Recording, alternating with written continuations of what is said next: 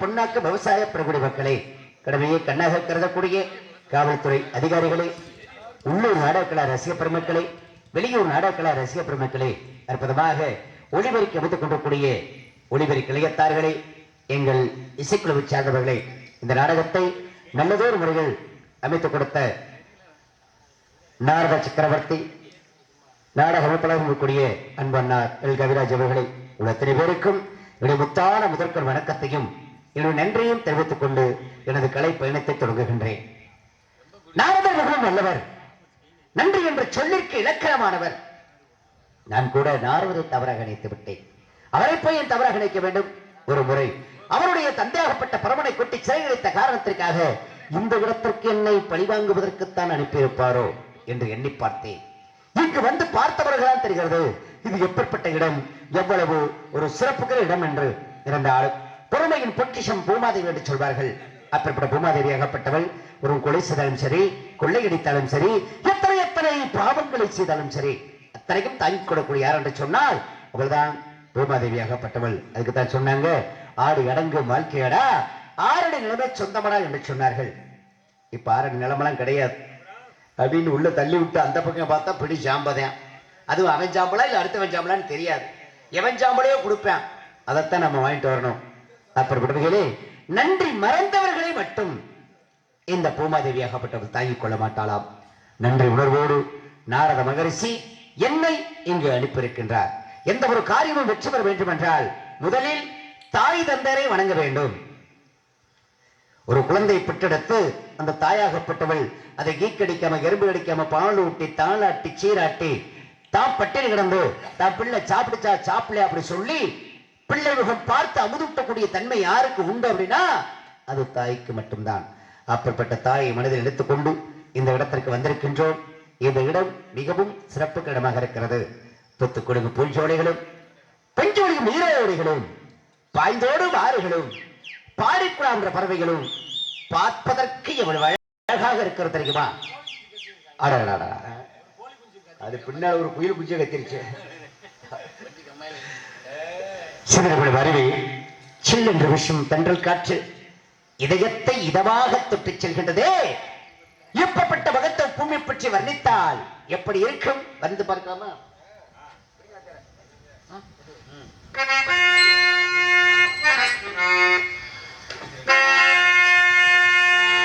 நதியோரம் நாணம் கொண்டு நாணம் ஒன்று நாட்டியம் நாணந்த சொல்லு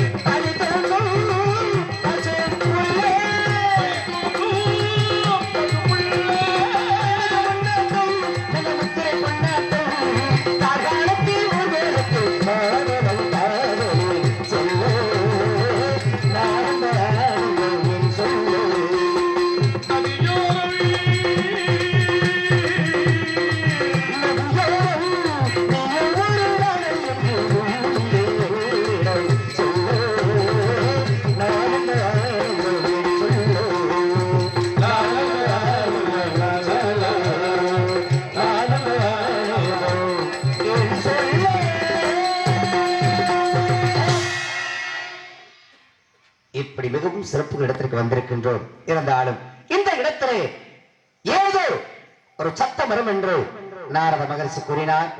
சத்தம் வரும் திசையை உற்று நோக்கி பார்க்கலாமா?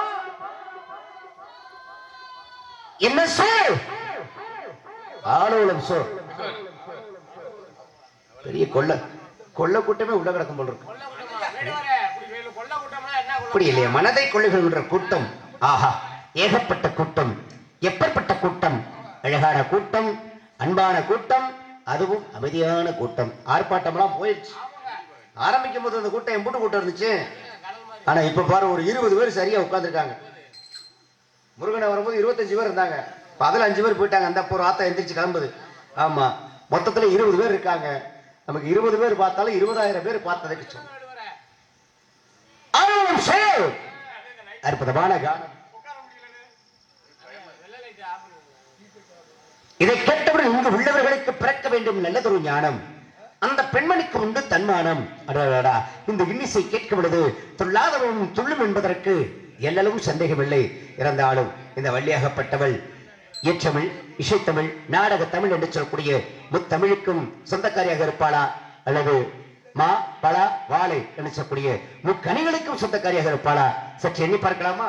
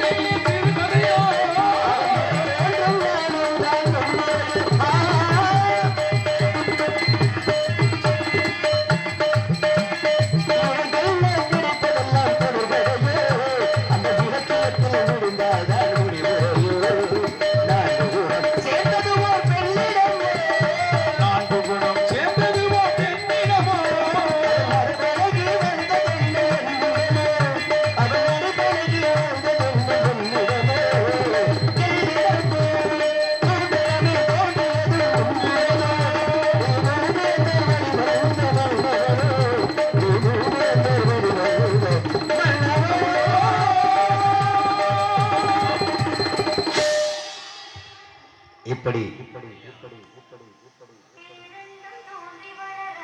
சிறப்புக்குரியவராக இருக்கக்கூடிய காரணத்தினாலே என்ன அழகாக இருப்பாள், எப்பற்பட்ட அழகாக இருப்பாள் என்று எண்ணி பார்க்கும் பொழுது அவரது விழிகளை பார்க்கல் கண்ணாடி பேலுக்குள் அகப்பட்ட கருவண்டுகள் போன்று காட்சி தருகின்றது.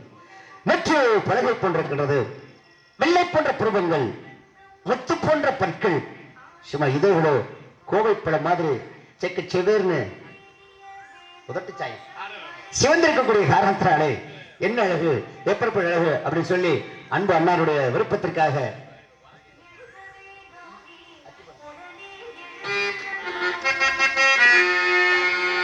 அத்துப்பணம் சிவப்பா, இந்த அத்தமது சிவப்பா, ஒரு வெள்ளக்கார பொண்ணு இந்திய வந்தால் ஒண்ணு கண்டு தேகப்பா.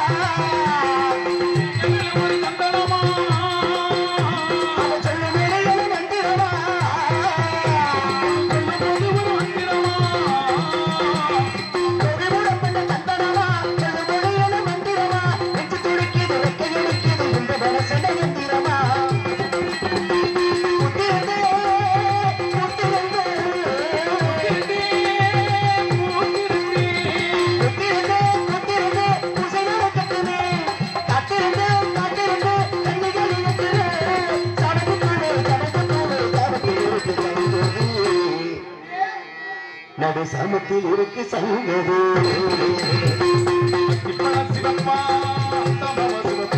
ஒரு வெள்ளைக்கார துணை இந்தியா வந்தாலும் உள்ள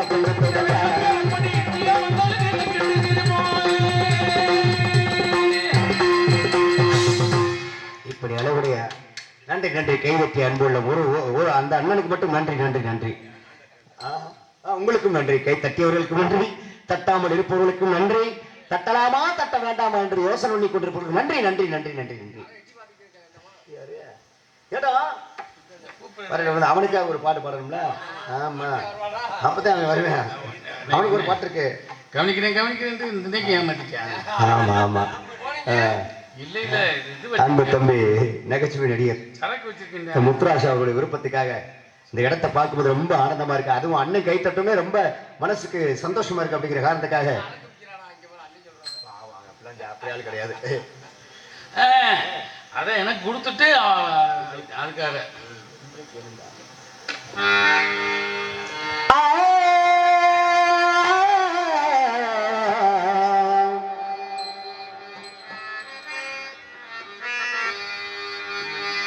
இன்றைக்கு ஏன் இந்த ஆனந்தமே